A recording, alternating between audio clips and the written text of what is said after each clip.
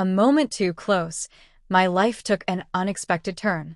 Have you ever had a single night change everything you thought you knew about someone? I'm Pella, a single mother who's been raising my son Jeremy, alone for a long time. He's 24 now, and we've always been close. Just the two of us navigating life's ups and downs together. But one evening, something unexpected happened. Something that left me questioning everything. Jeremy came home looking exhausted, saying he didn't feel well. He'd been working long hours and studying hard, and he seemed utterly drained. I told him he could lie down on my bed if he needed to rest. The night was cold, and our old house took forever to warm up. I tucked a blanket over him, thinking it was just a mother caring for her son.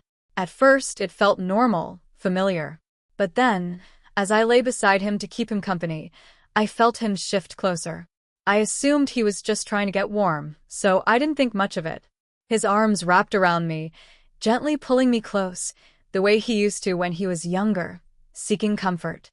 I was surprised, but let it happen, telling myself he just needed reassurance. Lying there, I felt Jeremy's breathing slow, as if he were drifting off. The room was so quiet, I could hear my own heartbeat. It was strange, but soothing, a moment of closeness I hadn't felt in years. I stayed still, not wanting to disturb him, convincing myself it was just a mother comforting her son. But then he moved again, inching closer under the blanket, his arm tightening slightly around me. I froze, uncertain of what I was feeling. Part of me wanted to pull away, to say something to break the moment, but another part stayed rooted, caught in a tension I couldn't ignore. Then, something happened that caught me off guard. I felt something firm beneath the blanket, unexpected, unmistakable. My heart raced, and I tried to stay calm, reminding myself this was my son. Maybe he didn't even realize. I lay there trying to push down the confusing feelings stirring inside me, telling myself it was just an awkward moment that would pass. But as the minutes ticked by, I realized something had shifted, and I didn't know how to handle it. Jeremy stayed close, his breathing steady, but the warmth between us grew undeniable. I wanted to move, to say something light to break the tension, but the words wouldn't come. I was trapped in the moment, unsure of what I was feeling. Then Jeremy lifted his head slightly, looking at me. His eyes held a softness I'd never seen before, a gaze that both reassured and unnerved me. He didn't speak, but his look seemed to ask if I was okay, if I felt the same unspoken pull he did. I tried to smile, hoping it would ease the strange sensation, but it only thickened the silence. His hand rested on mine, firm yet gentle, almost absent-mindedly brushing against me. It was such a small gesture, but each touch sparked something I couldn't ignore. I kept my breathing steady, trying not to let him see how fast my heart was beating. I didn't know what to do. So, I stayed there, enveloped in this strange connection, telling myself it was just a mother comforting her son. But in that silence, just the two of us under the blanket, my mind swirled with thoughts that felt inappropriate yet impossible to shake. This was my son. But lying so close, I felt something deeper, a proximity I didn't understand. Confusion mixed with warmth, an unexpected sensation that left me frozen. Jeremy didn't seem to notice my turmoil. He stayed beside me, his hand moving gently, comfortingly as if it were the most natural thing in the world. His breathing was calm, his eyes closed again, and I wondered if he was falling asleep. But then his hand slid up my arm and I shivered, caught between pulling away and staying still. He opened his eyes, meeting mine, his gaze carrying a question, as if he were asking if I felt the same magnetic pull he did. "Jeremy," I whispered, barely able to form the word, wanting him to stop, to create distance, but I couldn't move. The tension between us was too strong, like a silent storm brewing. Neither of us spoke, but the air was heavy with unspoken words, things we couldn't voice. Almost instinctively, he moved closer. My heart pounded, my mind racing, but I couldn't bring myself to pull back. I was torn between my role as a mother and the strange feelings rising as he drew nearer. His hand rested on my shoulder, and then gently, he brushed a strand of hair from my face. It was a simple gesture, yet it pierced my heart in a way I didn't understand. I opened my eyes and he was there so close I could see every detail. The faint freckle on his cheek, the soft curve of his jaw, the way his gaze searched mine. There was a vulnerability in him that mirrored my own.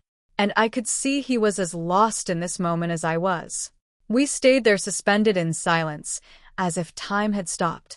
My mind was a whirlwind of questions, doubts, things I couldn't grasp. I knew this was my son, the boy I'd raised. Yet in that moment, he felt like someone entirely new. Just when I thought we'd remain frozen in that silence, Jeremy pulled back slightly, breaking the trance. He let out a nervous laugh, rubbing the back of his neck. "Sorry, Mom," he said, his voice laced with uncertainty. "I didn't mean to. I don't know." He avoided my gaze, a faint flush on his cheeks, as if grappling with the same confusion I felt. I wanted to comfort him, to tell him it was okay, but the words caught in my throat. For the first time in a long time, I felt uneasy in front of my own son. I reached out, placing a hand on his shoulder, offering a small smile to ease the tension. "It's okay, Jeremy," I said softly, trying to sound reassuring. It's been so long since it's just been the two of us. Maybe we're both a little lost." He nodded, a flicker of relief in his eyes. Just as the tension began to ease, the doorbell rang, startling us both. I jumped up, my heart still racing, and hurried to the door, grateful for the interruption. It was our neighbor Paul, always friendly and dependable. He smiled, but his gaze lingered on me a moment longer than usual, and I realized I was still carrying the strange energy from my time with Jeremy. "Hey, Pella," he said warmly. "Just checking if you need anything. I know it's been cold lately, and I can help with the heater if you're having issues." Relief washed over me, and for a moment, I let myself relax. "Thanks," I said, smiling. "The house is a bit chilly. I'd appreciate that." Paul stepped inside, and I caught Jeremy watching us from the hallway, his face unreadable. For a split second, I saw something in his eyes. Jealousy maybe, though he quickly masked it. It surprised me, making me wonder if there was more to his feelings than he let on. As Paul checked the heater, we exchanged small talk about the house, but I couldn't stop glancing at Jeremy, who stood silently, observing with an intensity that unsettled me. His unease added another layer of tension to the room. I wavered between wanting to smooth things over with Paul and being hyper-aware of Jeremy's presence, his gaze never leaving us. After a few minutes, Paul turned to me with a smile. "All right, Pella, just call if you need anything else." I thanked him, and as he left, the tension between Jeremy and me became even more palpable. I closed the door and turned to him, seeing his serious expression. "You okay?" I asked, trying to gauge what was on his mind. He shrugged, looking away, his voice low. "Yeah, I'm fine." Just didn't expect Paul to show up, that's all. I wanted to talk, to understand what was happening between us. But before I could say more, he brushed past me and headed to his room without another word. His door closed softly behind him, leaving me standing there with a mix of relief, confusion, and a lingering sense that something unresolved was simmering. I stared at his closed door, a hollowness settling in that I couldn't quite grasp. I didn't fully understand what just happened, the moment we'd shared, the way he'd reacted when Paul arrived, the unspoken tension threatening to erupt again. I went to my room and sat on the edge of the bed, replaying every moment in my mind. I knew I couldn't ignore this forever, but I didn't know how to face it either. Then came a soft knock on my door. My heart skipped, wondering if it was Jeremy returning. "Come in," I said, trying to keep my voice steady. Jeremy opened the door and stepped inside, his face still unreadable. He sat beside me, eyes fixed on his hands. We sat in silence for a moment, the air heavy with all that remained unsaid.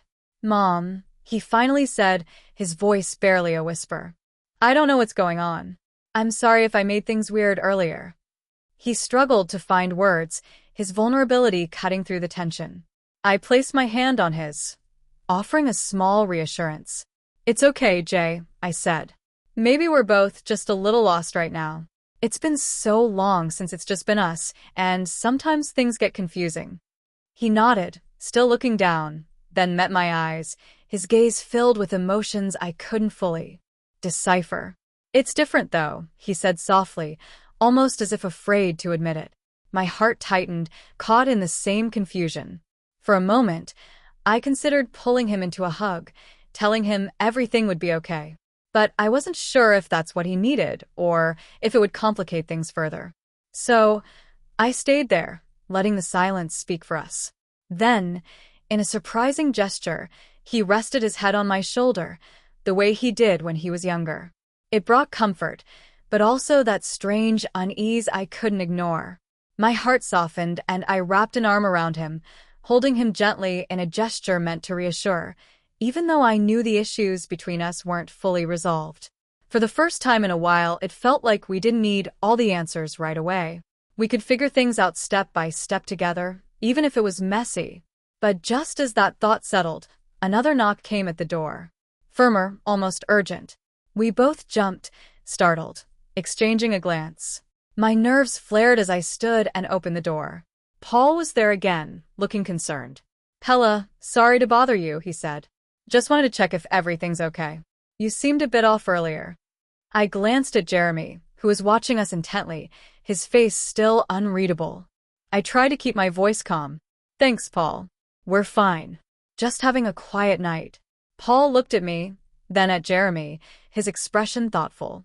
"All right, just remember I'm next door if you need anything." After he left, I closed the door and turned to Jeremy, who was still watching with that same intensity. He stood and walked toward me slowly, my heart pounding again. The air between us was heavy, with everything unspoken. But just as he reached me, he stopped, his expression shifting, as if wrestling with himself. "Maybe we shouldn't rush things, Mom," he said softly, his voice trembling. "Maybe we need time." My heart ached with the same conflicting feelings, but I nodded. "You're right, Jeremy. We both need to think this through. Take it slow." He nodded back, and we stood there, close but cautious, as if teetering on the edge of something we couldn't name.